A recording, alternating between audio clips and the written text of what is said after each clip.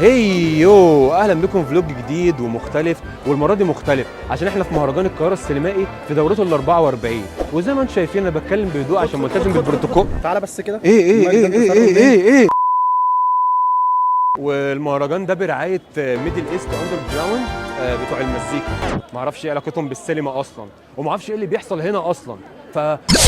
الناس كلها بتصور النجوم والريد كاربت، ومحدش بيهتم بالناس اللي بتشتغل ورا الكلام ده. ايه الرساله تحب توجهها للناس اللي بيهربوا من البوفيه وبيطلبوا وما بيحاسبوش؟ بقول لهم يتقوا ربنا فينا. يقول لي شويه واحاسبك وبعد كده هلاقي يعني فص ملح وداب. ولا حتى الناس اللي ورا الكاميرا. افتكر ليه الجمهور بيكره الصحافه والفنانين بيجروا ما يرضوش يصوروا معاكم؟ فيلا بينا نشوف الحوار ده.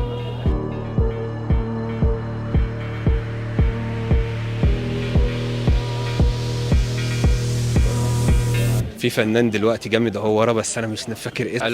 الو السلام عليكم، ممكن نعمل معاك انترفيو؟ اتفضل. بتعمل ايه هنا؟